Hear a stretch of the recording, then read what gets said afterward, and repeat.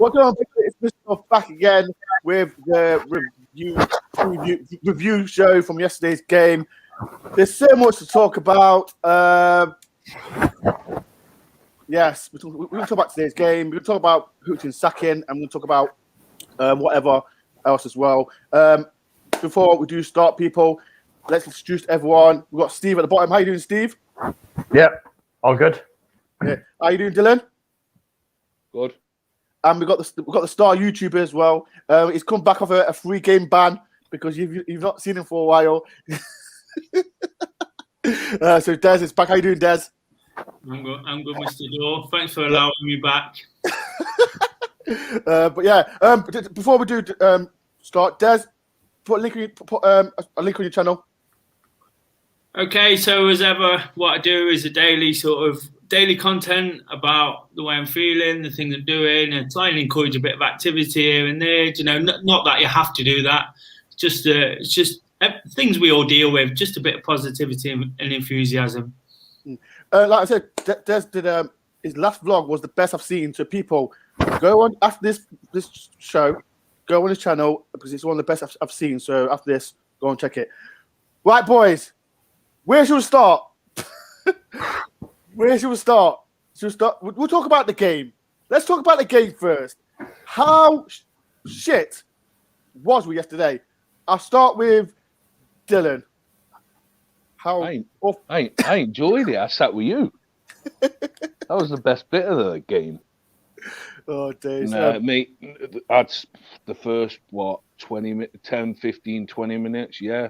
You have a bit of hope. And then all of a sudden, I think it was after when Grabban, I thought it hit the bar, but found out he was offside. But I think after that, it just went downhill. They attacked and then come and got that goal. And then I think second half, 10 minutes into the second half, we was all right. And then that was it. The wheels just fell off and second goal, and that was it. Writing was on the wall. Des, are you the same with Dylan? How did you feel about the game? Yeah, I thought, like Dylan said there about the second half, I thought the first and second half, they kind of went a bit, completely went against Chris Hughton's sort of methods and went a bit gung-ho. They didn't really have a plan. I wouldn't say they banged the door down, but they seemed to want to go forward, but they just seemed a bit clueless. You know, when they did go forward, there was a couple of chances. You mentioned the Grabban one. I sit at that end of the ground, and he actually blazed it over. So, again, from under the crossbar. But one or two chances here and there, and then after the second goal, there was a couple of chances. But they just looked completely sort of clueless in all reality. You know, there was no, even though they were going forward, there was no method to it. There were no people was ending up out of position. You know, defenders carrying the ball forward. You know, because again, the midfield's still a bit of a problem. So it was just, it's hard to describe. It was just a nothing game in many ways. When they got that goal, there was no way back. There was absolutely no way back. And I actually thought Borough might score actually 3 or 4, you know, just breaking, because again, going a bit gung-ho to look for the equaliser. There's not much more to say, is there? This is for you, Steve. I don't know you can answer this one. This is from James McKay. Would you keep Half in goal against Huddersfield? I would. I personally wouldn't, because I thought it was awful. Steve, would you keep him in goal? No. Well, Ben, you know, with me, with Samba, I've been calling for him to be dropped for a while. I would keep the American goalkeeper in. Would you? Just because if you drop him now, I would dent his confidence. Now, what I would say with that goal, I missed the first half, right? I was playing football, so I came home, watched the second half, and I watched football in Forest long enough to know as soon as Mbasau passed that ball back, I just knew something told me he's going to miscontrol that. And was it Hernandez came in? Yeah. Off him. I just seen it come in. You could just see it coming from a mile off. And just touching on what Des said, yeah, they had a bit of a goal, but do you just get this feeling when you're watching, they're just not going to score? Like every free kick, like we had a few free kicks around the box, out wide. every time, like Garner was putting in, he couldn't beat the first man. He was awful. People in comments, like, I didn't even know because I was arguing with Mr. Pugley's dad yesterday about it, and like Garner, what has he done? I know we changed the subject, but not one person was good yesterday. I don't think there was one person good. And the hopes of James Garner come in. He had like, what does everyone agree? What does everyone think? Has James Garner done anything since he's come to the club? Nothing yet. Nothing. Not considering last year. If he there's the last what? Has he played the last 2 or 3 games? He's played 4. 4. Well, if he'd have played this way, this last season, I don't think we would have kicked off saying we want him back. You know what I mean? Mm-hmm. So I think maybe a bit too much expectations on him. Maybe playing in front of a crowd. He's playing in front of a crowd as well. Yeah, but don't forget, Hughton's been under massive pressure. He don't know what he's been told to do. Like last night, another thing. What was Grabban? Grabban was like in. You know what? At one point. Yeah, no, what? This is for you, Des, as well. Like, I was really critical with Grabban yesterday, and I still am. What was your opinion about Grabban? Like, I think it was his fault for the first goal. I think it was, but the way he was playing, he played like a CDM. Like, what was your opinion on Grabban, Des? It's just the same opinion I've had for a long, long time. Do you know? I think he'd be a hell of a player if he played on his toes. Do you know? He's always on the back foot. His shoulders are down. Do you know? He's waiting for things to happen. Do you know? Sometimes I think if he played with Lyle Taylor's enthusiasm at times, or work, do you know, be a hell of a player. And I know players are different in that sense, do you know, but I just always think that's probably the difference. Not now, he's too old now for the Premier League, but that was probably the difference from him being a top championship player and a Premier League player. Do you know, he'd get teams promoted and he'd end up back in the Championship trying to get someone else promoted. And I just think last night, you know, we've called for it. We've wanted something different, but 2's not working either, is it? No. Because the players aren't good enough in any formation. That's the reality. So watching them sort of both sort of trying to come up, feed off scraps, come deep, you know, getting each other's way almost when they have got the ball. Too far apart. Again, if you are playing with 2 strikers, you play close together, trying to work players about, work positions. And there's just none of that. They're not on the same wavelength. They've not got the ability. And Grabban personally, he's not got the work rate. I think the only player, if you're going to pick one player, would be Johnson in the second half. I think he was the only player who took the ball and ran with it. Like he did. Was it? Yeah, you know. Yeah, I agree with. I think what it was. Yeah, he had the best. What it was. I think with Jono, every time, like definitely the second half as well. When he went past his man, he's crossing the ball in, and no one's there. Right, and that's what frustrates me as well. Dylan has mentioned about Grabban before, right? The thing about Grabban now is, do you remember under Cranker, right? Grabban would be scoring the goals in the 6-yard box, around that area. Now, with his age, surely he should be in that position more than now, going deeper and running. He's older, so he should be up. Just stick him up there. Golang. Golang. Just Golang. Like a bit like a Earnshaw. Yeah. Just get up there. Just like like you said, Ben, when Johnson whipped that ball in, Grabban should be there. That should be a tap in, but he's not there. He's like almost back by the halfway line. Well, maybe get Taylor to do the running and Grabban just to sit up top. There was times last night, a couple of times, when the ball came in across, Taylor was at the front post, but the ball would go over his head, go to the back post, and no one was there. No. You'd look up the field, and Grabban was like, he was on the D, probably even further up, and thinking, you 2 are the main strikers. Surely you've been told. Do you know what I mean? They're not stupid. They're decent strikers. Yeah. Surely someone would tell them, look, you are the main thing. One of your front post, one of your back post. Stay in the box when the ball comes in. If you're going to go 2 up top, you've got to commit to it. You can't just go, right, Taylor, you push up, grab him, you're going to sit deep. No, you push the 2 of them up. You might as well just go for it. Right, so let's next point. And as everyone's aware, 9 o'clock this morning, Chris Hughton was sacked by Nottingham Forest. I'll start with my opinion about it. I just, like I said, it was not good enough.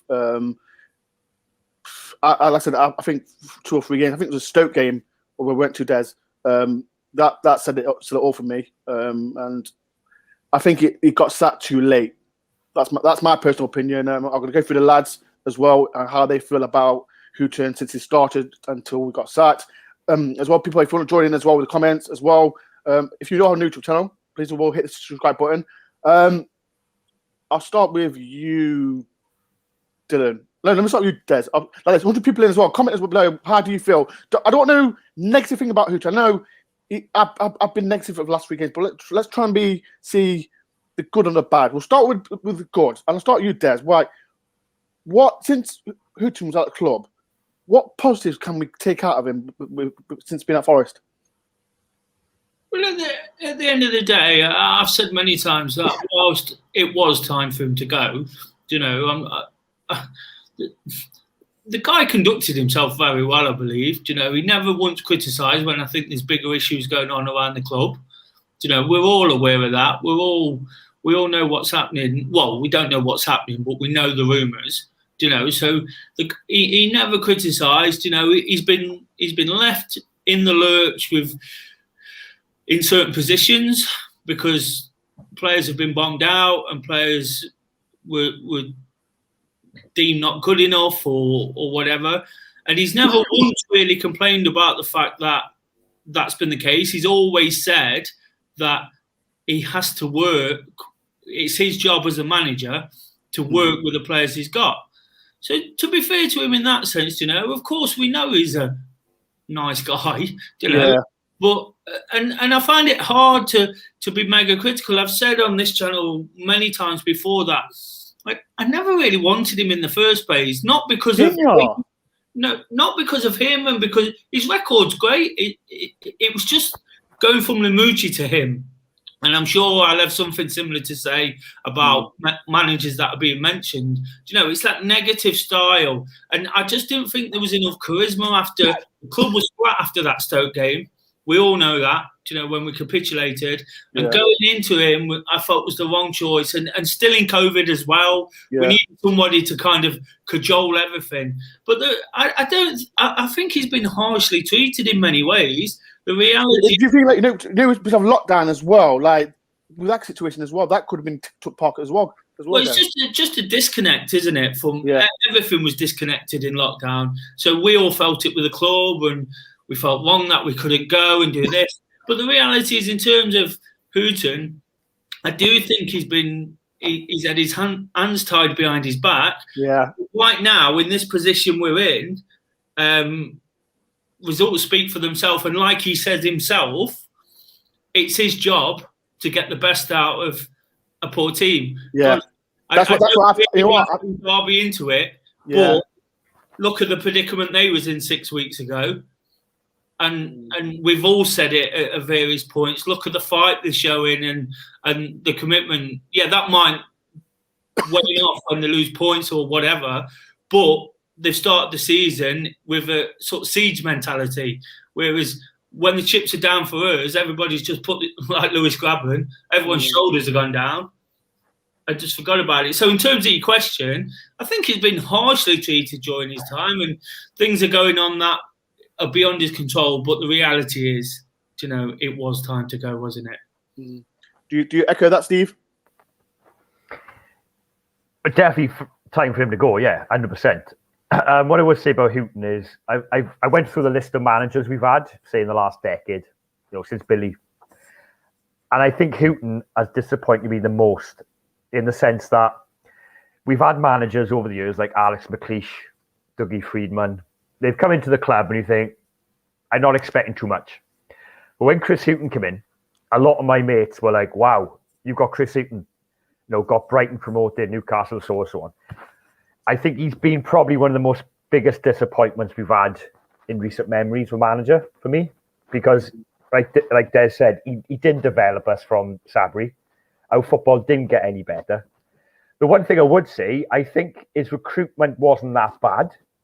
I thought it was all right. Yeah, like January we signed Garner, the Krivich, the And Croatian Murray. lad, and Murray, and kind of Knockout as well. Which okay, that's another debate. Yeah, but I like to just say one more thing as well. Yeah, I honestly think, and it could be a conspiracy, but this club has not recovered since that Stoke game. Something has happened. The confidence is gone. Is it just me? Because you got like that Stoke game, it seems like the zap. I know how squad players have changed, but the core of that team, like the Lollies, Worrells, and Sambas, since that disastrous day, we have never recovered. Sabri then was sacked after 4 games. Hughton came in, like Des said about lockdown and so on. There was no connect with the fans. The fans weren't there to pick the team up after that awful day against Stoke. The heart of the club was ripped out in that day because we were that close to the playoffs. And the way we were not... Yeah. Steve, I think it was before that. I think it was the Derby game. Yeah. You know what? Yeah, it was. I was driving in the van today and they were talking about Forest and Talk Sport. About Hughton and all that. And I thought back and I thought, yes, that Derby game as well, because we were that Derby game was. That's when it started going down. As soon as they got that equaliser, because the game that turned me against Sabri wasn't that game, it was the Barnsley away game. That killed me as well. We went there for a point against Barnsley. I know they had to stay up, but we went there with like 3 defensive midfielders. That was rubbish. I knew then Sabri wasn't the guy because I knew in that Stoke game, we're gonna blow this. We just needed 1 point and we blew it. But that Derby game, that was the game. I believe something went off in the changing room that day that we've never heard about. You know, the way that free kick, and I think something changed in terms of player relations and manager relations, and from there it just went. It ended up in the Stoke game, and now it's where we are because of all of that. Just think of the high. You know that Leeds game just prior to lockdown. 2-0. Yeah, I know we lost to Millwall just before that, but that was a freakish game. That was, but we were on such a high. If lockdown hadn't happened, I think we would have kicked on.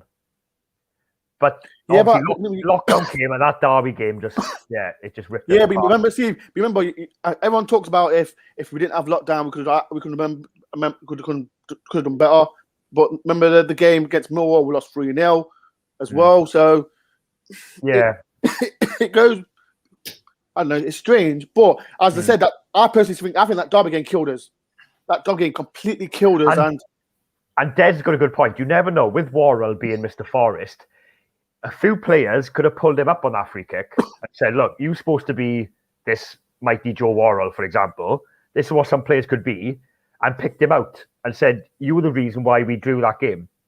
You know what I mean? Things, and then you start getting little clicks in the squad, you know, because Worrell came out at that time and called the players out, if you remember that interview. He mentioned about the players and the club and the players who want to play for Forest and blah, blah, blah. So he could have been pulled up on that free kick, and Waller could have just spat his dummy out and said, you know what, screw you, I'm better than you, kind of. I'm Mr. Forest in a sense. You know what I mean? So next one I'm going to mention, like, I don't know if anyone saw on social media, like the owner Makarakis has been hammered. Basically, it's been 50-50. Personally, I don't think he deserves to get the hammered. The people that he hired should be getting it. Like, you can talk about Yanis. Can you say Johnny Owen? Like, I'm good friends with Johnny, but I'm not going to beat the brush about it. He might be some of it as well. I don't know. Like, what's everyone's opinion? Like in comments as well. Who do you think is to blame for all this behind the scenes? I'll start with you, Des. Like, what's your opinion on anything? Because, like, I know what you're saying, man, and God forbid I say anything wrong about him. But do you know where the book stops? At Marinakis. Do you think he employs people to do a job? If they're not doing their job, it's up to him, isn't it? Fawaz employed people to do a job, but Fawaz didn't get away with it. I'm not saying Marinakis has made all these bad decisions, but his role is to employ people to do a capable job. You mentioned Johnny Owen, Nick Randall. You know, I've got nothing bad to say about them. That they seem to be decent enough in what Johnny, let me say, like Johnny Owen, he's done so much things for me and towards my channel as well. So I don't want to badmouth him because I think he's a fantastic guy, Johnny.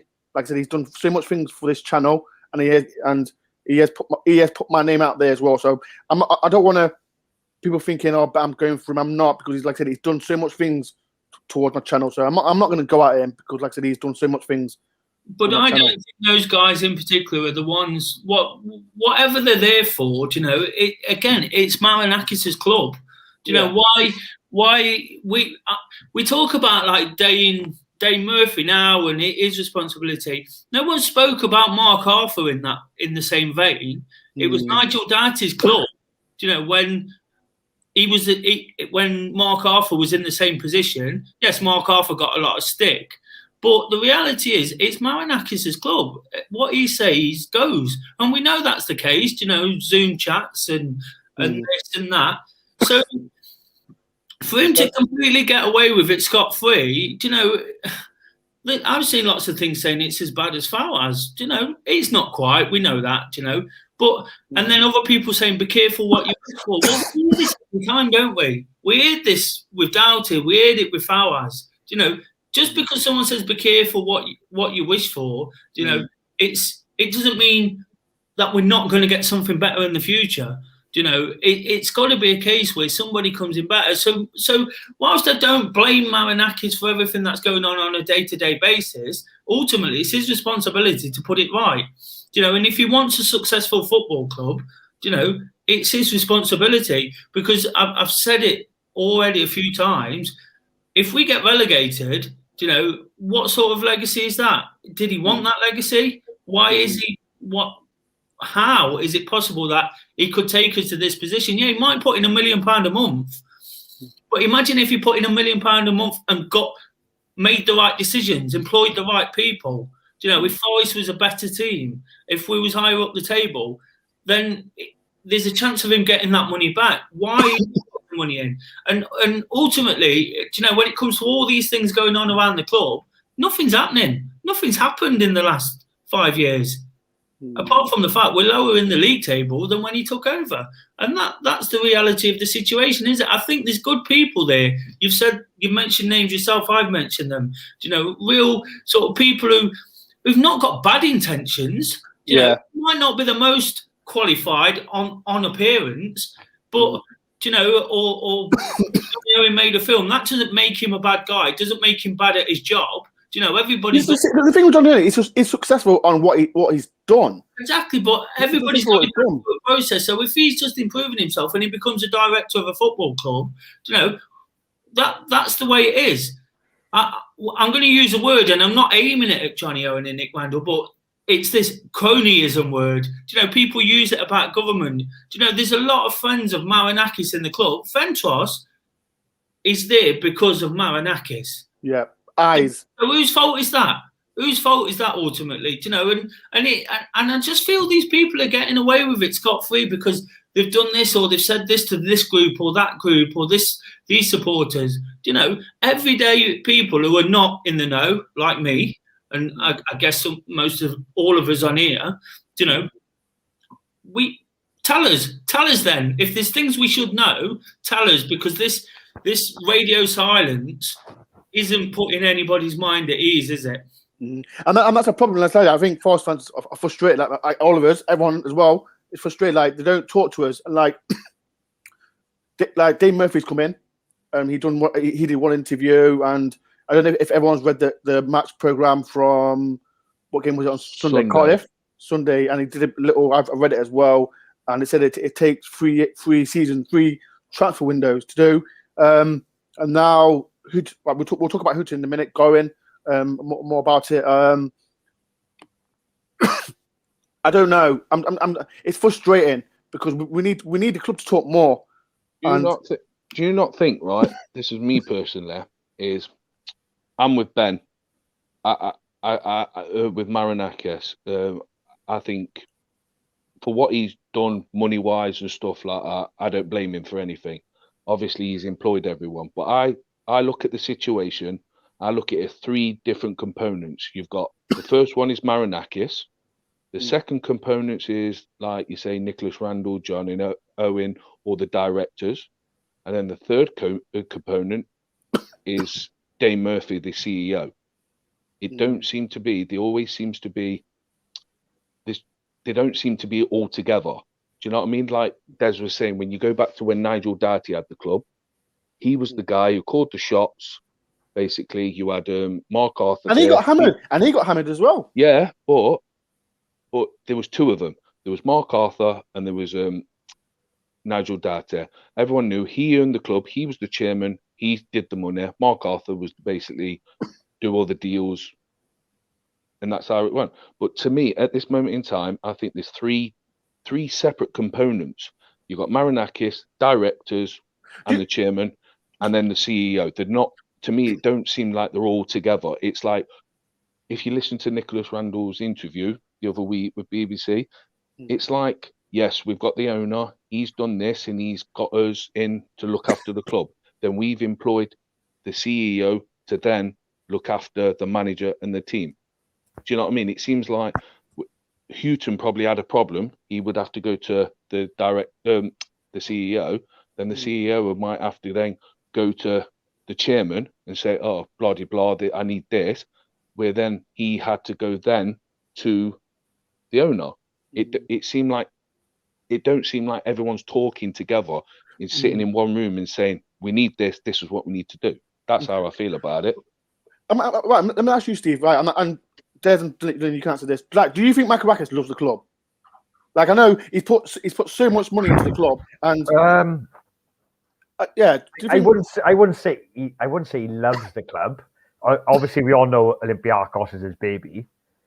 What I would say, I think he sees Forest as a vision of him having an English club, a British club, and going, "That's my baby over there." Like, this Olympiacos is my main club, but I've got that over there, which, like someone mentioned earlier about legacy, I can have that over there, which people will talk about Forest. Oh, who owns Forest? Oh, it's him. But I wouldn't say he loves the club. I think he's got good intentions. He's got good intentions. Because again, this is something else they talk about on TalkSport, was about the money he's putting in each month into the club. Now, Forest fans got short memories. What was Fawaz doing? There's a problem. You know what? I don't know if you lot saw on Twitter. Yeah, you know what I mean? People on Twitter, right? You know what frustrates me, and I don't care if people want to disagree with me, right? Fawaz, like, since Mark, he's been in charge for is it 4 years now? 5 years? 4 years. He's been in charge now. He's not sent to. He's got people to do a job. Fawaz didn't have people doing jobs. That's my point, Ben. He sent us to court. Yes, he spent 100 million, but that's what people do. Got to spend money. Macarakis, he has spent money, but I hear people are, "Oh, Fawaz, he had good intentions." No, he didn't. I don't agree. I don't agree with people saying putting Marinakis and Fawaz in the same sentence. I hate ridiculous. That. It's like, it feels like it's the back to the Fawaz days. Hold on a minute. Do you not? What? I don't. Honest, guys, I can't see a difference. Fawaz is far worse. I'm not praising Fawaz. I'm not saying he was anything. It was. Say it. There's. It was a disgrace, but I don't see any difference. Crap signings, crap league positions, crap football, sacking managers. That's not down to Marinakis as such, is it? You're right. He's employed the people to do it, to do a job. But it's always about the people. If the country's going tits up, it's down to Boris Johnson, isn't it? Do you know? That's who we blame. It's strong leadership. Fawaz didn't have it. Do you know?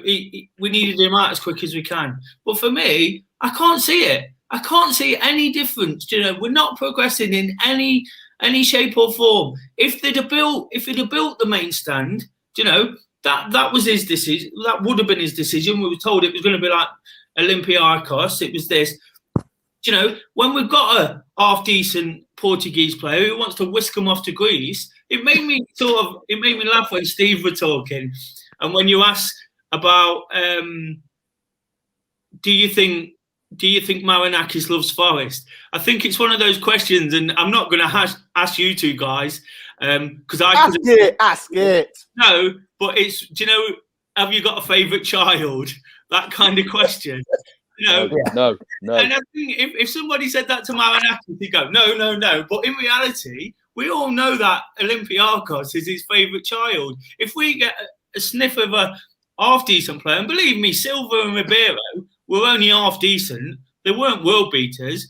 And there was one of them he tried to get, was being whisked off to Greece. You know, and they weren't even world beaters. And then we get all this crap who never play. We've made another 10 signings or so.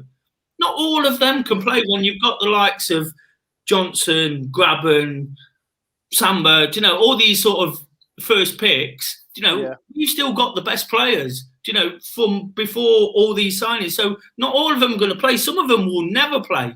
Some of them will never play, you know, because that's what happens in every batch. And it's money just being frittered away. So I don't see any difference whatsoever in Fawaz and Marinakis. I'll stand corrected if in a year the club are moving forward and we've got a steady manager and we're moving up the table, but not a chance. Not a chance. What where I think Marinakis is probably more accountable is the fact he's put people in a job. You know, he's handpicked people to do a job. Fawaz do it all on his own, and he lost the plot. That's the point I was going to make. Fawaz treated it like Football Manager, where he was just him being a PC. Oh, I'm just controlling Forest. No one else is going to interfere. It's just me. This guy is throwing people in and just going, right, you deal with it over there. And I'm just going to sit over here while I'm pumping money in. So I agree with you, Des. Fawaz was literally... How many people did Fawaz sack? Like, he was sacking people left, right, and centre. He was sacking everyone. Yeah, and it was just him. He was like, putting himself out there. I am Mr. Forest. Even his family had to come and tell him to stop doing it because there was three of them that owned it, and they basically said to him, "No, you can't do it." And this guy, though, perhaps he's putting too many people in, and there's too many voices everywhere. What's the saying? Is not enough chiefs, too many Indians, all that kind of thing. Do you not think? It's too many voices, mate. Do you not think? Let me just make this point. See what you lot. Yeah, think. come on. Last point, Dale. Do you not think that Marinakis got offered the chance to buy Nottingham Forest, winning 2 European Cups, and thinking they're only 1 league away from the Premiership? All I have to do is buy them, pump a bit of money in, get him to the Premiership, and then he's got a successful club in the Premiership with the money. Yeah. Well, I personally think that he thought that was going to take 5 years to do this all. And he didn't realise how hard it was going to be to come over here to try and do it. And then it's like FFP. I think that holds us back, and it'll hold a lot of other clubs back, apart from the 3 that come down from the Premiership. I think that's a massive, massive difference. And I think when he come in, he thought, yep, I can just chuck a bit of money at it. Look what he did. He bought Carvalho for 13 million. Yeah. I'll chuck a bit of money at it, and I'll do a Leicester or something like that, get into the Premiership. He tried to do a Wolves. I think, he tried to do a Wolves. Well, yeah. But I think he's found... Yeah. I thought 5 years, we can get him in the Premiership. We can do this, we can do that. And I think now he probably sits there going, maybe I didn't look at it really as hard as I should have. I'll just say 2 final points is... Yeah. Des said about we haven't had much progress since he's come in. I would just counteract that with 2 things. Kranker got us to 7th spot, and then he was fired, I think. Just outside the playoffs. So we were that season where we had 5-5 at Villa and so on, and then he was sacked, which was an odd... I think he had a falling out with the board. Something happened there. But we are forgetting one thing. Again, it goes back to we were 45 minutes away from being in the playoffs with Sabri. Now, the Sabri season has been our best season for how many years? And where did he pluck Sabri from? We were like, who's this guy? Yeah, who's this guy? And people say we overachieved that season. Yeah, Sabri's given us the best season we've had in the last 10 years since Billy Davis. So I think I just counteract that, Des, with maybe you could just say that. He's had 1 or 2 gems, but then, like I said, he did fire Kranker when we were 7th. So it's a bit... Well, that makes me question what he really wants. Do you know, don't get me wrong, I wasn't the biggest Kranker fan in the world. Des doesn't like anyone, do you, Des? You don't like anyone, do you, Des? You know, I'm positive, man. The Des doesn't like anyone. But the football wasn't fantastic. Do you know when Marinakis had employed him and he gave him a remit? Do you know, and apparently the remit was you have to be in the playoff position come New Year's Day. The reason he got Norwich away.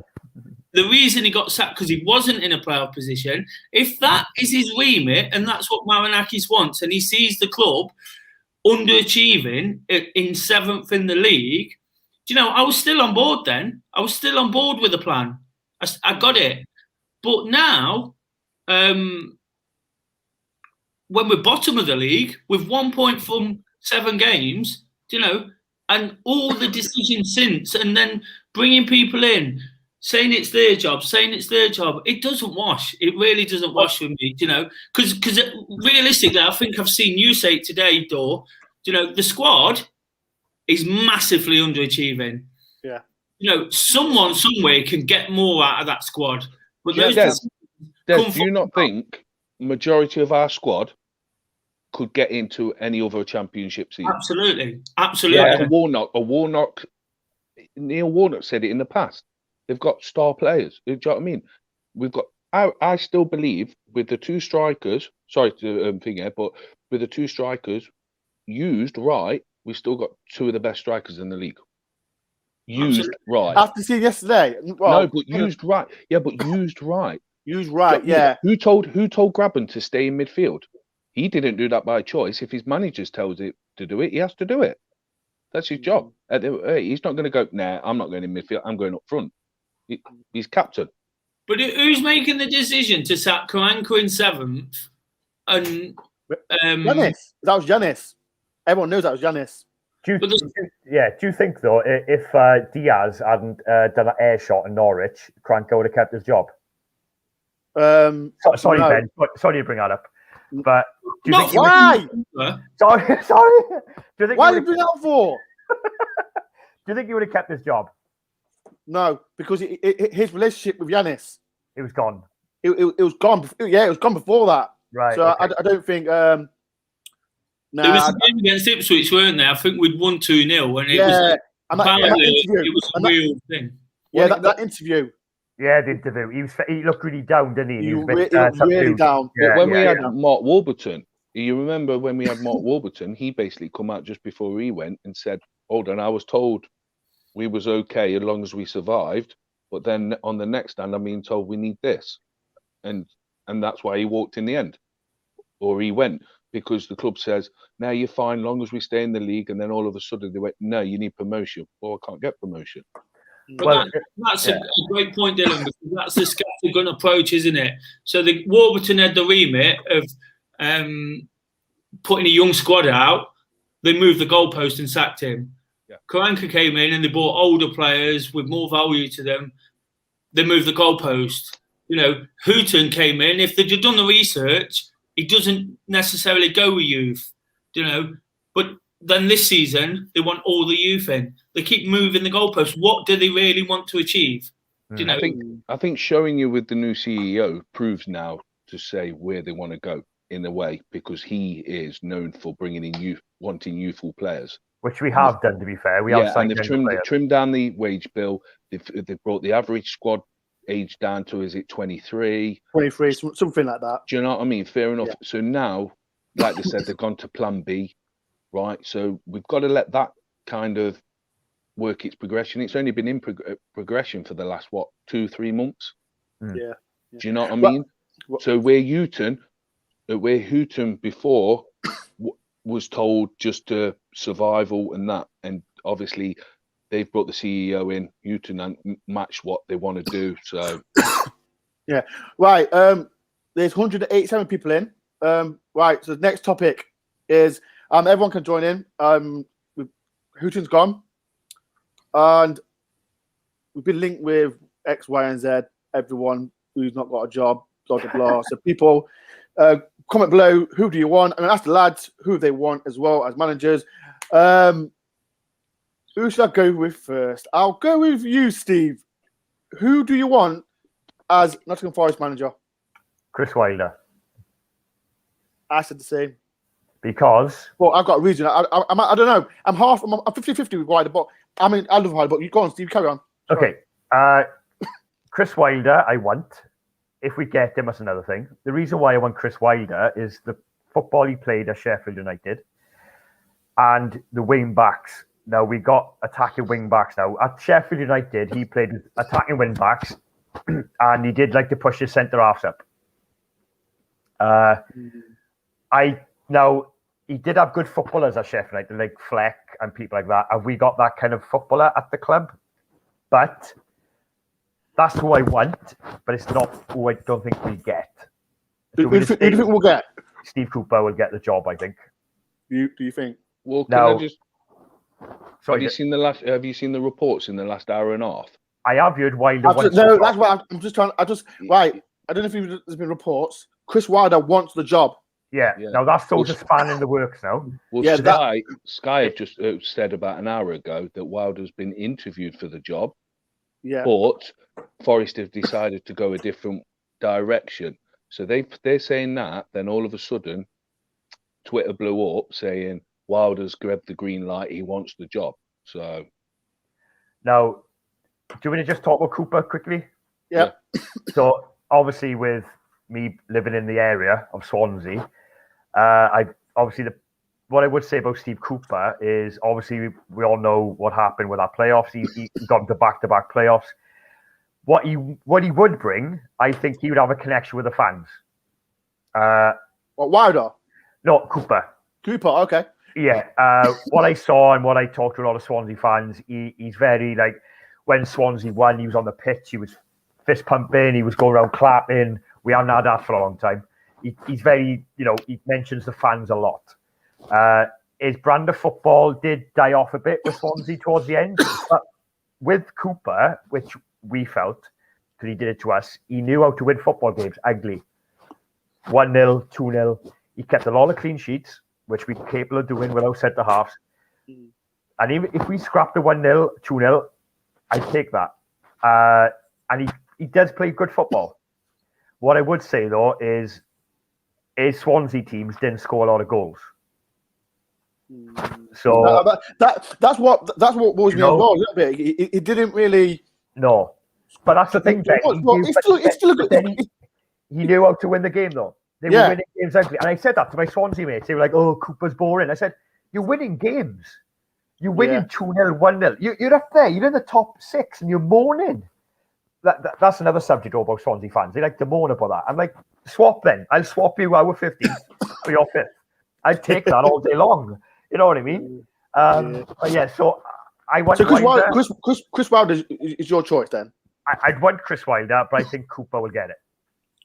Dylan, who's yours? And people as well. I am looking at your comments, people as well. So there's some strange one, but Dylan, you're next. Who's your one? When there's Des in. You want you as manager, Des, as well. yeah. Des. No, I'm a bit torn at the minute because if you look at some of the managers we've had, like Karanka, Warburton, Martin O'Neill, Chris Hughton, they've all got pedigree. They've all got summit. They've done this. They've done that. And I think whoever comes in, it's going to be someone named, but it seems to be like whoever decides to get the job, it's like everyone's like, yeah, but he did this at such and such club, and he did this at such and such club. Do you know what I mean? I think we put too much high expectation on a manager, where I think I would like Wilder because I've just been reading some stuff on him, and he was at Oxford, and he went to you know what? I liked him. Sorry to do it. I liked him at Northampton and Oxford. But then he went to Sheffield United and did well there. Yeah, so he's built his way up. Where I've been reading other stuff on Steve Cooper, and they've said he's only had one club. All right, he managed. Was it the England under-17s? Yeah, so he's worked with youth. He'd be good with the youth. Yeah. Yeah, and they've said he's the only club he's really had is Swansea, and he got them into 2 playoffs. That's it. So I think them two. I think Wilder would bring wow factor, and yeah, we've got Wilder, and he did this for Sheffield United, and he got them up to where, and he did this. Where Steve Cooper is a bit more, he hasn't proved. He's got to prove it. you know what I mean? He's got Swansea into the playoffs twice, but not gone nowhere. So him in himself has got a bit more to prove. I think, well, yeah, I can go that further. So I would personally I want, like I'm with Steve on this, I want Wilder because I think he's I think he's a young enough manager to know the game, but but he's an old school manager, because I've seen some stuff on YouTube when he's like with Sheffield United, the way he's like transfers and, do you know what I mean? This is a proper club and this is this. But I think Steve Cooper might get the job because of his youth connection. Last but not least, what about you, Des? Who's your choice, Des? I know Des has been thinking really, really well. So who's your choice, Des? It's interesting to see what the guy said. I tell you, I've said it quite a lot, and I'm not going to harp on about this, but I'd like someone like Warnock. But being as the guys who spoke about Wilder, I've never liked Wilder, so that's just a personal.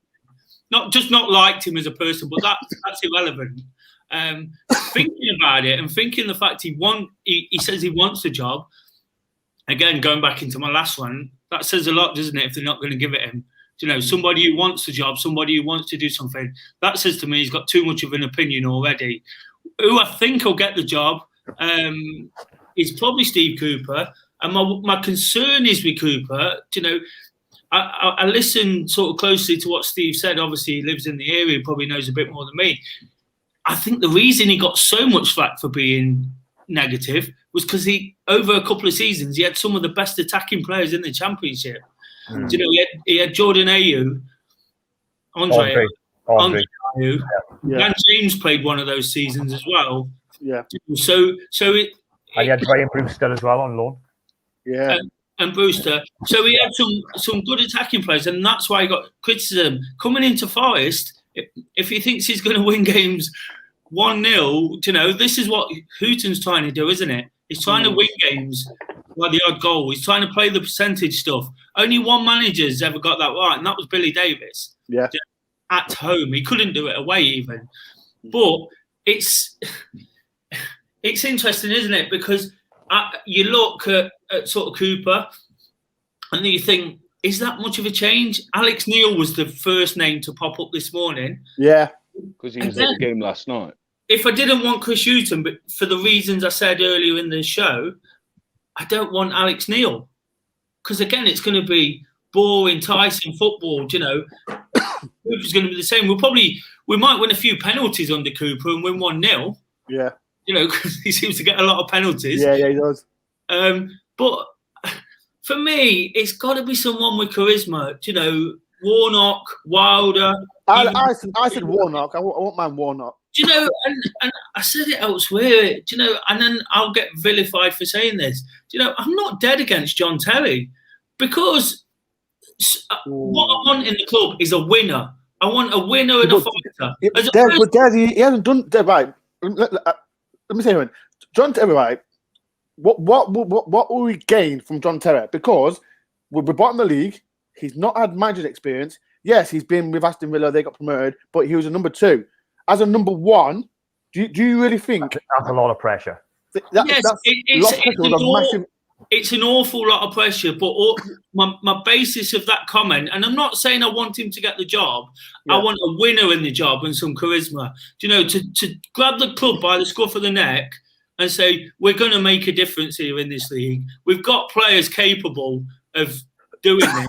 You know, we're going to start attacking. We're going to start playing some football. We're going to not necessarily entertain the crowd, but we're going to fight for the crowd and do what we have to do. If you bring in an Alex Neil in and a Steve Cooper, do you know, because realistically, that's who we're going to get. Do you know, we're all hoping probably for something we're not going to get. Wilder, they don't want him, bizarrely. Do you know, I'd go for Warnock. He's probably not going to leave at this point and work for this kind of setup. Do you know, and I only threw Terry in there as a bit of a curveball almost, because I want somebody who's just going to go, this is what I can do, improve myself. Yeah. I get what you mean, Des. I get what you mean. Yeah. Wilder, he'd been in the lower leagues. Forest aren't brave enough to go and employ somebody from League 1 or 2. You know, they never have been. They look for this name. They look for this this sort of run-of-the-mill manager. Do you know what every other club in the Championship tries to do? When really, either get a top manager who's going to have a say and have a backing, or go and dig someone out, a gem like Wilder, somebody who understands the football. Do you know, as much as I love Lamucci, I really did, and I was gutted when he left, despite everything that had gone on. He was naive when it come to the Championship. He was really naive. Do you know, he didn't get the fact that you go away in the Championship and you get beat if you put in your reserves. Do you know, the Charlton game at home, and that's ultimately what cost us in that season. Games when he didn't put Barnsley away. You've touched upon it already. Let's go. We only have to get a point. They'll let us have that. Do you know, they're rubbish. They won't. No teams will do that. So what I'd really want is somebody who's going to have the balls to stand up to the club, or dip into the lower leagues and get somebody who's been relatively successful and might find you your John Flex, you know, or your tidy footballers from those leagues who are hungry, thirsty to succeed and win. And that's what we need, just a winning mentality. The club for 25 years nearly has just been sort of, it's just a loser. The club is a loser, and we're the losers. No, it is though. It is not. This is not wrong on that bit. Like right now, we've got a loser mentality of like we want to do things like over the top, like bring in players with experience. And since then, we've not done nothing. And that's to me, that seems to be the board or the Ventros or Yanis or whatever. It seems to be them who wants to bring in these over the top players. Do you know what I mean? And like Des was saying, we need someone, a winner. We need someone. I think, me personally, you boys agree with this or not? I think we need someone to walk into that club and basically be on the same wavelength as Dane Murphy. Yeah. Of what he's going to do, but basically walk into that dressing room and go, "Come on, boys, you lot are better in this," and literally grab them by the scruff of the neck. Do you know what I mean? And say to him, "Come on, now get out there. I know what you can do," and just take the shackles off. What I would say about Steve Cooper is, and my Swansea mates have told me, there were games. The Forest, last season when we played them down here, we lost 1-0. Probably the best we played under Hughton, really. We lost 1-0. They scored late goal. And we played outstanding. Steve Cooper kept him in the dressing room after the game and had a right go at them. Even though they won the game, he demanded better.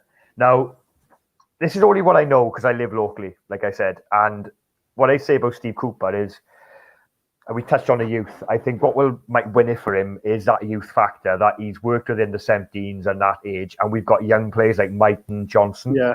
And his connection with Swansea, he did bring in some youngsters and he brought them on. So that might, and with Dane Murphy, with this youngster image, Cooper may sell that to him and say, I can bring the likes of Mighton on and help them develop. Because with Cooper, he's more of a coach than a manager. Yeah. That's what they want. That's what they want. And if you start opening up now, all that, it just kind of molds into one. It's molding towards Cooper. The only thing with Cooper, though, is the reason why Swansea got rid of him is because he applied for the Palace job, apparently, and they didn't like that. Which, why would you knock someone in the Championship applying for the Premiership team? But also, we think we're in a mess. The Swansea board is dreadful. They're ripping the assets out of that club. The Americans are bleeding them dry. They're going to sell Matt Grimes in January. They're going to sell Bildwell. Come to Forest. I love him. Oh, Grimes will be gone to Fulham in January, right? Yeah. Their club is on the brink. It's really bad. We think our owners are bad. But that aside, I think that's why I think Cooper will get. I'm just looking at his comment from Anthony. Sorry, I've been commenting a long time. From Terry has no experience. We need an experienced manager right now in the situation right now. Austin says Steven Gerrard. That's not a bad shout. No, he won't come down. He won't leave Rangers now. No way. Yeah. He's a Premiership for him. McLaren Part 2. Jog on. He's in Derby. But Steven Gerrard Rangers did with Steven Gerrard just what we're saying we can't do with John Terry. Do you Yeah. know? And the only reason he's a shout as well is you look at the contacts they've got, you know, the knowledge that they've got in the English game, you know, and the people who will just jump at the chance to help them. Whether that's right or not, you know, that's another thing. What do you mean, Dad? What do you mean? You just said, you mentioned Stephen Gerrard with John Terry. No, What do you mean? what he's trying to say is that they took a Connections. gamble on Gerrard. Oh, right, okay. No, I thought you mean from the experience. I would only say one thing, Des. Me and you could manage in Scotland. Like we could manage Rangers. You know, only two teams. You look at Rooney and Lampard, who've done that similar kind of thing. You know, yeah, they're not perfect in what they do, and they're not likable, particularly likable characters. You know, but at the end of the day, I don't know. It's this time more than ever. I feel it's hard. It's the hardest time to pick a manager. One name has been mentioned. You know the bald guy that they beat us 1-0 last season, and he went to America. Is it the Barnsley manager? The bald guy.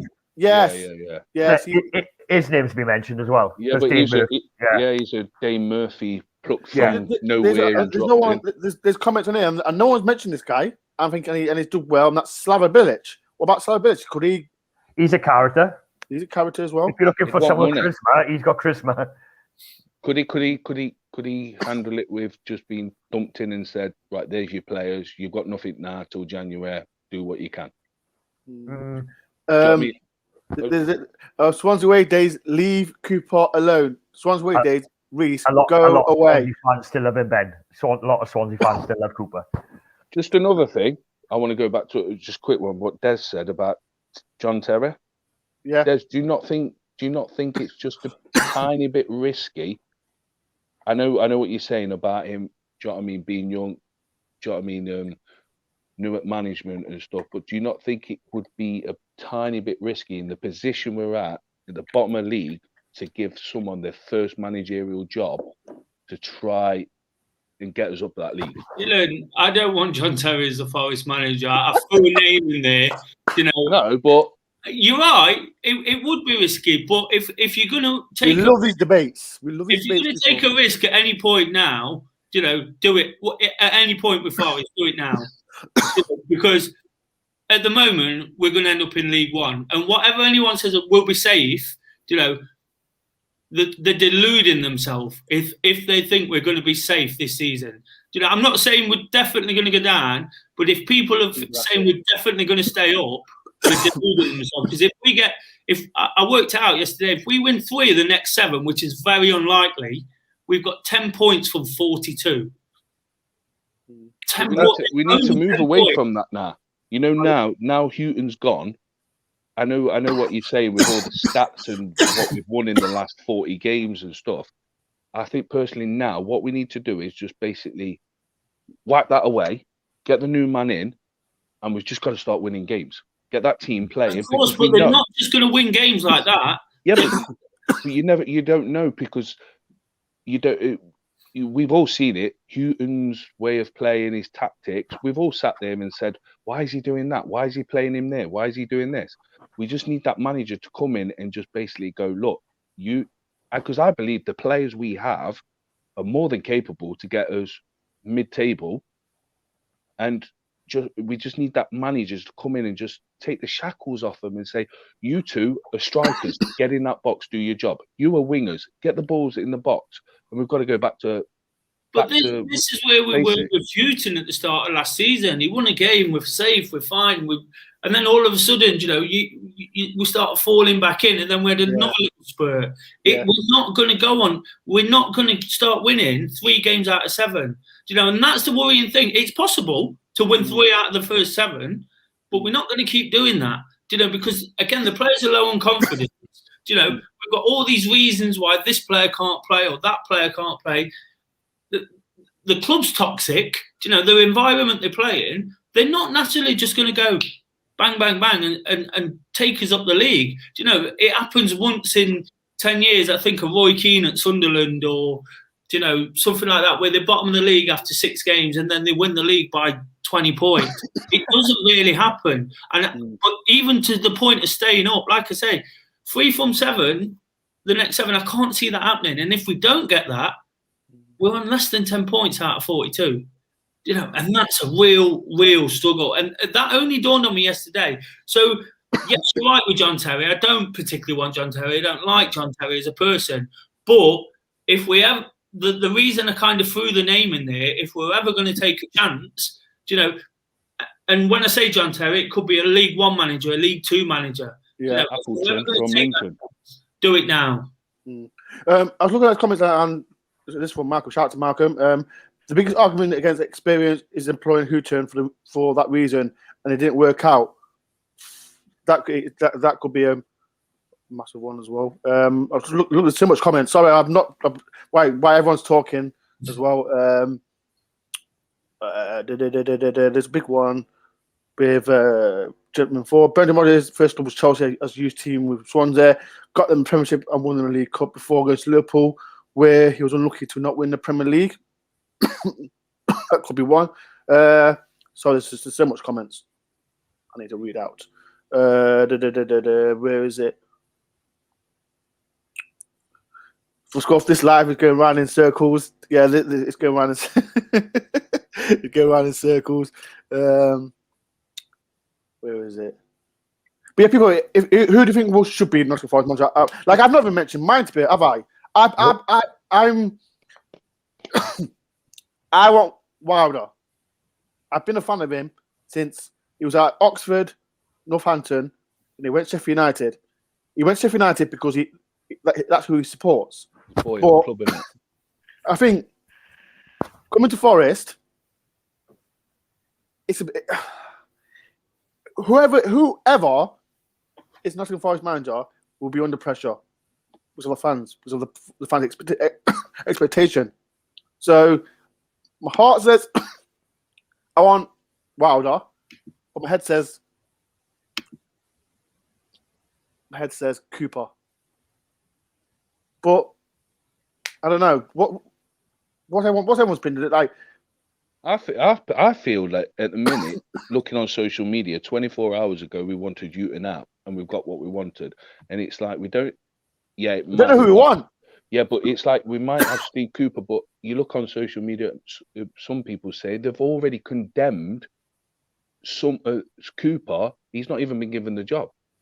I've read somewhere, he plays boring football, he does this, he does that, and I'm thinking he's not got the job yet. Give him a chance, or whoever gets the job. It's like Wilder. Oh yeah, Wilder's this, but he's that, and he can't do this, and he plays the same football. And I'm like, hold on a minute. You wanted the manager out, he's gone, but whoever comes in is never going to get that fair crack because there's always everyone's just going to want instant success. Yeah, 100%. That's football, isn't it? Yeah, Steve Cooper is still favourite on Sky Bet. Say again. Steve Cooper is still the favourite. I've just checked the odds now. Yeah. Okay. So my choice is Wilder. Yours is Wilder as well, Steve. Yeah. Yeah. What was yours, Des? Warnock. What? Did you see him last night going like that? Going like that, crazy. You know what? That's what I want on the touchline. Some old lunatic. Did you notice every time they had a break in play or there was an injury, all the middles of the players went straight over to Warnock. There was about all of them over there getting instructions. One went over to you. Notice they're not pulling up any trees, and their fans absolutely love him. Their fans sang his name constantly. Yes, it's that connection in it between, Yeah. You're not pulling up any trees, and Forest we are a harsh crowd, but we will accept slow progress. What? Yeah. And that's what they can see with him. They can see slow progress, and it's that connection which we don't have. The thing is, all right, we on about Hughton being a dinosaur, right, and stuck in the dark ages. Now, Cardiff have got a dinosaur in charge. Look where they are. He's effective. Yeah, exactly. Middlesbrough got a dinosaur in charge. Who else in the league? I can't think of the top of my head. It seems to work for them clubs, but there's one reason why it works. Is because what their managers do, they implement players to fit their style. So, for example, Cardiff have got two giant centre-halves, which Warnock kind of implemented, but it's Warnock. So Mick McCarthy's walked into that club and gone, wow, I made you. I've got the players that mows my football. It's a bit of research into your manager, isn't it? Exactly. Warnock's gone. who would fit these players we've got? Not let's go and sign 16 players to suit the manager. Who would suit that? With Steve Cooper's style of football, he likes to play from the back. So if he does get the job, he's going to go into that training session now, and he's going to want Samba to play the ball out to McKenna and Worrell and play out from the back. We ain't going to see the long ball. Swansea didn't play long ball with Cooper a lot. They did mix up a little bit. But we're going to have to be like watching McKenna and Worrell bringing out from the back. But that's what they're doing now. But they're going so far up and then bringing it back. But Dylan, what did they do against Cardiff? They were lumping the ball up. Well, yeah, because they realised that Cardiff was too much of a big unit. Oh. Do you know what I mean? They knew that it's like you say with the likes of Warnock and McCarthy, they very much have big players, and they're very much. It maybe like last night, Warnock's like you say, they're not pulling up trees, but what compensates for the football? They're on you, they're on top of them, they're bashing them, they're everything. That's one thing Forest have never done. I've never seen them. Can someone Gary Birtle said on a podcast in the week. I've always thought this one. He made a good point. Do you feel with Forest? What point did you know what? He's annoying. That's fair enough, Ben. But he did make one point which I found interesting. I've always thought. Do you find when you watch Forest, they don't look very physical? They never. They don't look. We've never had a massive team of like a big team. We don't look. You look at other teams and you think they look physical specimens, like big muscle, but this and that. But look at our team and they don't look like we're against Middlesbrough and Cardiff. They just look bigger and they barge it off the ball and they just more physical, winning every header, and we just kind of being brushed aside. Like it's, I don't know. It just might be just me, like, but. I'm going to look through a few more comments then, because we've been here for bloody 1 hour. Bloody hell, lads! Thank you everyone. There's 209 people watching. Thank you very much. Can I just say on Steve's point there that this is the problem with Forest. We get pushed around as a team. Which I said. And it goes back to that losing mentality, doesn't it? We just get pushed around, and that's the thing. I don't think I see comments in there about Warnock won't leave Borough for sure, but he probably wouldn't right now. But we need whoever we get. We need somebody with a little bit of aggression and a little bit of drive and determination. If those players are as good as we think they are, someone to motivate them. I think Warnock and the strikers in particular, he'd have two sat on the bench behind those two, and if they didn't do the business on 60 minutes, they'd be off. Lewis Grabban knows, whilst Taylor's on the pitch, he's unlikely to ever be subbed. But Warnock, he'd have two strikers, even if it was Will Swan and Mighton, I don't know, somebody else to play up front. He'd throw them on 60 minutes if we were losing 1-0. You got Silver as well. Silver, yeah, there's the one. He'd throw them on and he'd have the other two off. The other two would be sat on the bench. Especially if one of them equalised, they play the next game. One of them's out on their arse in the next game. And it's getting something out of players all the time, isn't it? But everybody at Forest is sat in a comfort zone and too afraid to make a big decision.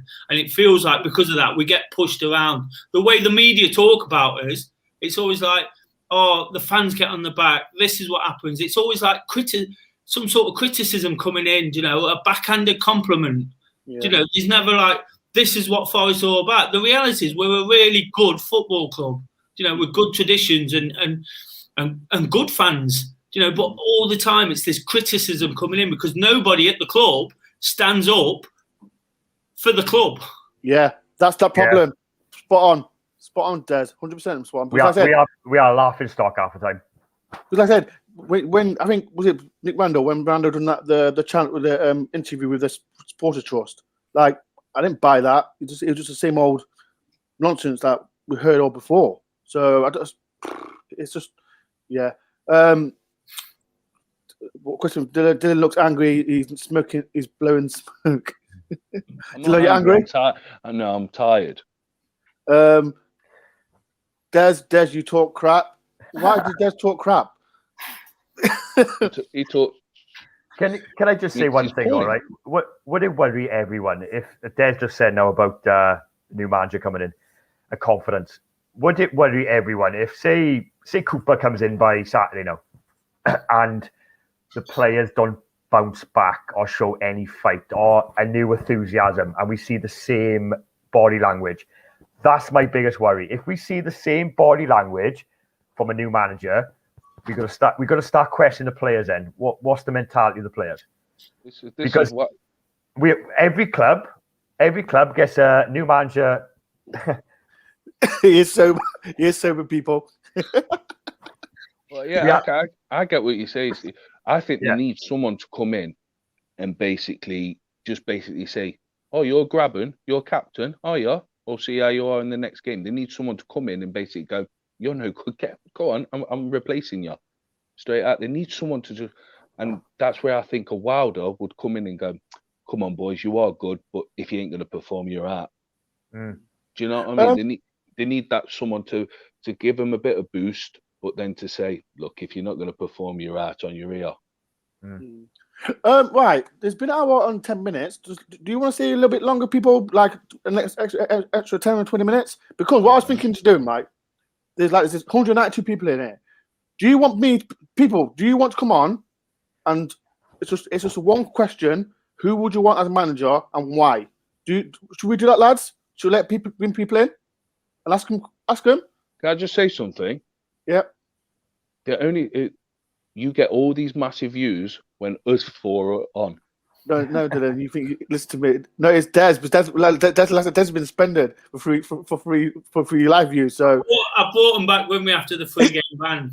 So people, if you do want to come on. But if you're under 18, please ask your mum or be in bed. It's school night.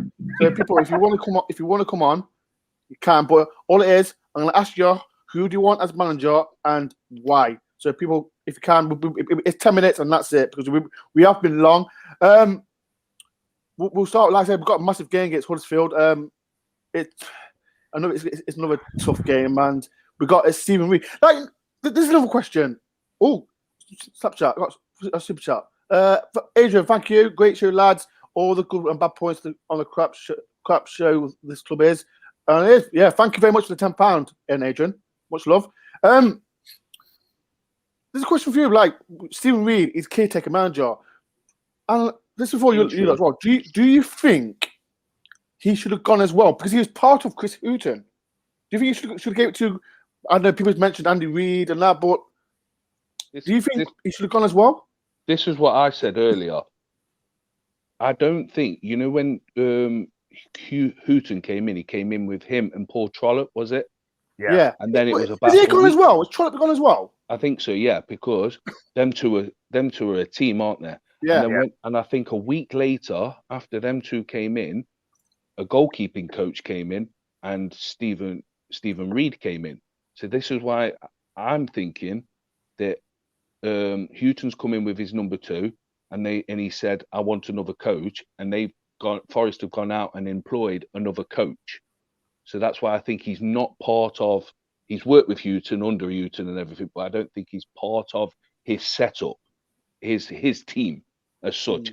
Where Stephen Reid was more a Nottingham Forest appointment, other than a Chris Hughton appointment. I personally think he should have gone. I think he should have gone. But I want to know. He has a earpiece in his ear every game. Who's he talking to? Is he listening to BBC Radio Nottingham or something? I just want to know what he's listening to. I find it strange that they've followed this.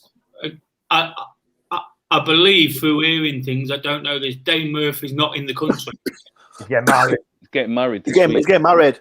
Which might mean that. Which might be the reason they've followed this path. But we know with previous sackings, they've employed someone straight away and they've had them lined up. With the form we've been on, it's really surprising that even if Dave Murphy's not in the country, that they've not followed that suit. It seems a bit bizarre that they don't actually know who the next manager is going to be. So were they really, really planning on sacking him now if we'd not got beat? Of course, that sounds obvious, but they were waiting for him almost to turn it round. Whereas other managers, you feel it's been coming, and we know it's been coming because they've gone, new managers in. 20 minutes. Right, we got the first one, I guess, and it's Lee Tilson. Lee Tilson used to come on the channel. He's coming on. How you doing, Lee? I'm good, guys. How you doing? Well, not All good. too bad. So Lee, the question is, Lee, who do you want as manager and why? I would say Chris Wilder for the same reasons as most of the guys, but also Slaven Bilic. I'm surprised his name's not being mentioned a bit more. He's not managing anyone, is he? No. No, I don't think he is. He didn't go to Turkey. No. No. His last job So- was West Brom, wasn't it? Yeah, so he's not had anyone. West Brom.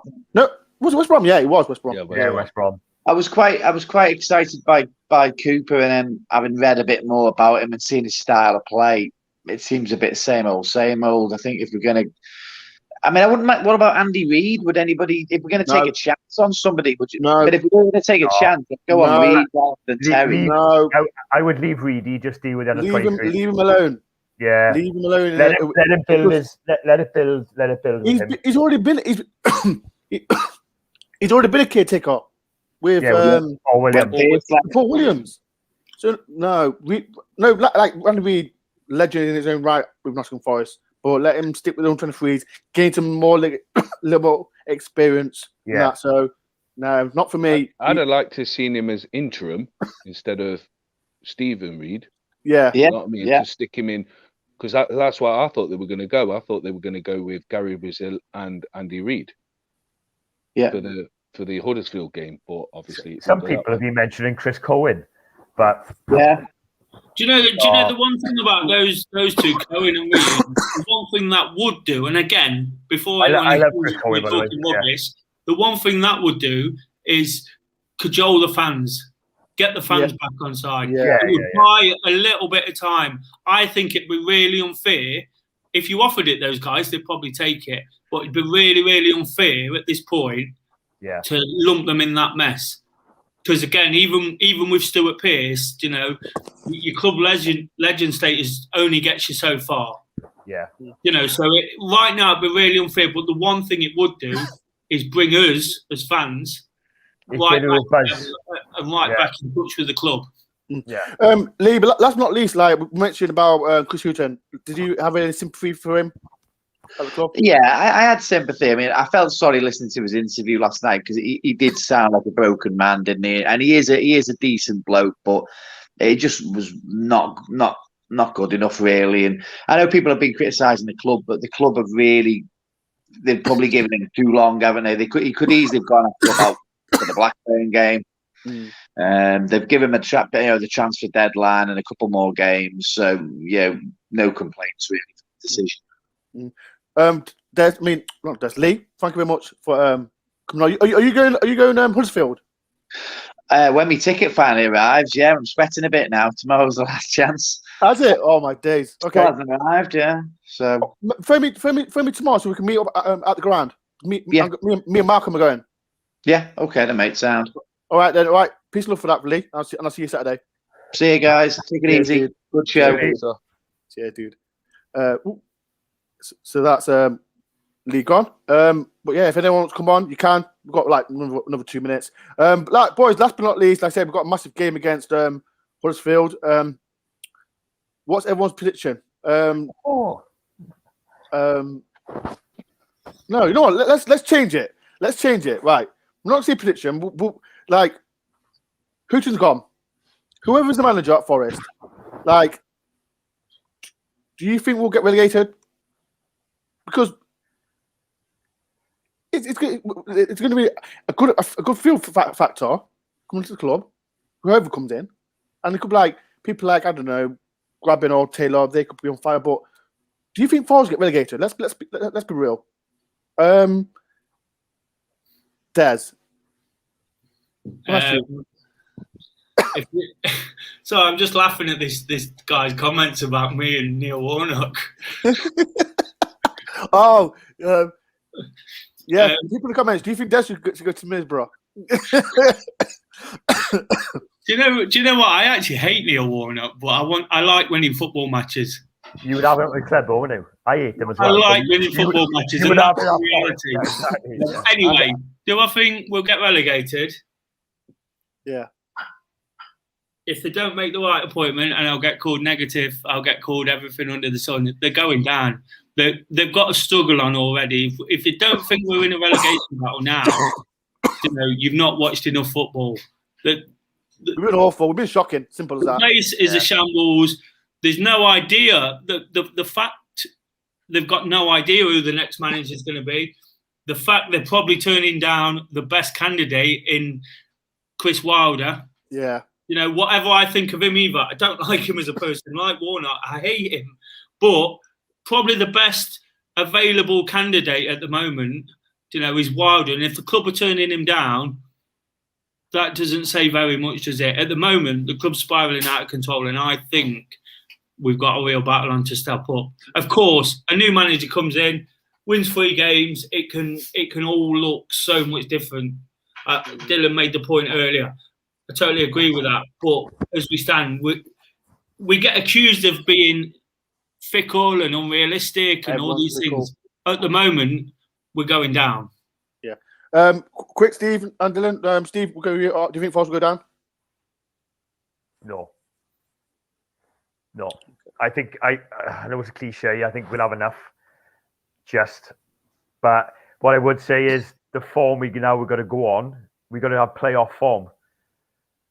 We need playoff form. We're 7 games in now. We need to at least win out of the 10 games. We need to at least win 6.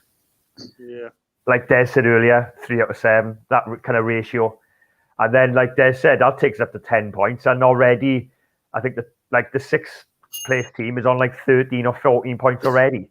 By the time we catch up with that score, they'd be on 30 points. So we're going to have to go on some run. But I think we'll stay up. I got to be confident. I think we will stay up. I think our quality will come through, and I think the guy will come in and do the job. Dylan, last but not least, you. What do you think? Yeah, I think we'll stay up. I agree with Des in a way, saying that we've got a relegation fight on our hands, but it's 7 games. We've played 7 games. I think we can do it. We've got to think positive. Yeah, we've got to think positive. Like we do, like yesterday, if everyone saw my vlog, I come back home and I was just down after just watching that game, really down. Des is laughing. Why are you laughing? I was really down. I was never been down in my life. But I'm still laughing at this guy with all his comments. Des Warnock. Des Warnock. That is class. Des Warnock. Right. I saw a few comments about me coughing. I did have COVID. I had COVID 10 days. I'm fine, but it still comes. It stays in your body for 90 days. So I am coughing a lot. So but it's done. No more COVID. Boys, it's been a pleasure. Thank you everyone for turning up and watching. Let's talk about Forest, and that's what we do. We love talking about Forest, and it's been a pleasure. People, if you haven't subscribed to the channel, please do hit the like button. Subscribe if you're new. As well, Des has got a channel. It's 183 people. Subscribe to Do Daily. Its link is below. So come on, Shane, subscribe. Subscribe. Please give support to Des, because like I said, his last vlog, I said to him yesterday, I watched it twice. Des, I watched it twice. That's how I liked it. Wow, that's what I like. So people, please go and subscribe to Do Daily. It's a great channel. It's not football related. It's something different. It's positive vibes. So go on. Good job. Lisa, Drink Daily. Drink Daily. That's good. Drink Daily. Well, the problem was when I came on that episode, I think I'd been on your show every day that week, so I was allowed to drink at some point. Well, yeah, people, it's been a pleasure. Boys, Dylan, Steve, and Des, it's been a pleasure for coming on. And as well, people, tomorrow, if Forest do announce a manager, I will be on 9 o'clock tomorrow. I've not found a Huddersfield fan yet. So if you know any Huddersfield fans, to do like a preview for the show, you can. Please message me or email me. But boys, it's been a pleasure. Thank you for everyone for watching. Hopefully we get a manager soon. Ben, can I just say what? Who's going to the Millwall game? Dylan, are you going to the Millwall game? Yeah, I'll drop her on the group because I'd be up there, so I'd probably go. So we'll have to arrange tickets or something. Oh, that's fine. Yeah. Okay, that's fine. That's fine. So yeah, we'll sort it out. Okay, right, people. Thank you for everyone for watching, and hopefully this new manager can do something. Like I said, if you do announce someone, it'll be on my channel. But yeah, boys, thank you very much. And you know what I can say? Up the Reds. Up the Forest. Up the Forest. Come on. Come on,